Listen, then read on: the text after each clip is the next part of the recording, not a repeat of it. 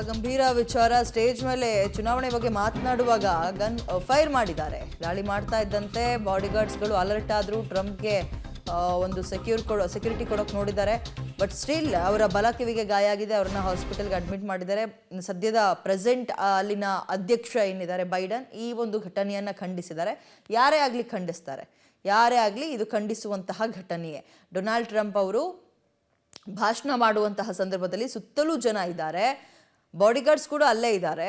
ಯಾರೋ ಒಬ್ಬ ಆಗಂತುಕನೊಬ್ಬ ಬಂದು ಫೈರಿಂಗ್ ನಡೆಸಿರುವಂಥದ್ದು. ಮತ್ತು ಆ ಕಡೆ ಭಾಗದಲ್ಲೆಲ್ಲ ಗನ್ ವಿಚಾರದಲ್ಲಿ ಏನಪ್ಪ ಅಂದರೆ ನಮ್ಮ ಥರ ಸ್ಟ್ರಿಕ್ಟ್ ಆಗಿಲ್ಲ. ಅವರವರ ಜೀವ ರಕ್ಷಣೆಗೆ ಬಹಳ ಸುಲಭವಾಗಿ ಲೈಸೆನ್ಸ್ಡ್ ಗನ್ ಸಿಗ್ಬಿಟ್ಟಿರುತ್ತೆ US-ನಲ್ಲೆಲ್ಲ.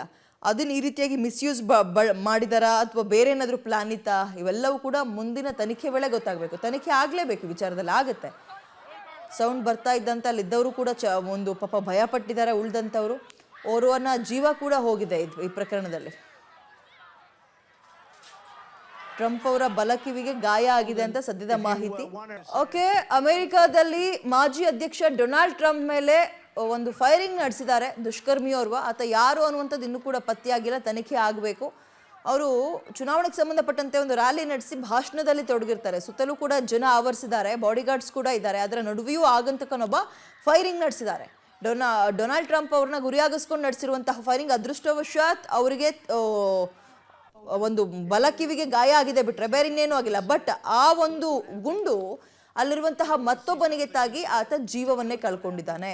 ಸದ್ಯ ಡೊನಾಲ್ಡ್ ಟ್ರಂಪ್ ಅವ್ರನ್ನ ಆಸ್ಪತ್ರೆಗೆ ಕೂಡ ದಾಖಲಿಸಲಾಗಿದ್ದು ಚಿಕಿತ್ಸೆ ಕೊಡಿಸಲಾಗ್ತಾ ಇದೆ. ಮಗದೊಂದು ಕಡೆ ಸದ್ಯದ ಅಲ್ಲಿನ ಪ್ರೆಸಿಡೆಂಟ್ ಅಥವಾ ಅಧ್ಯಕ್ಷರಾಗಿರುವಂತಹ ಬೈಡನ್ ಅವರು ಕೂಡ ಈ ಒಂದು ಪ್ರಕರಣವನ್ನು ತೀವ್ರವಾಗಿ ಖಂಡಿಸಿದ್ದಾರೆ.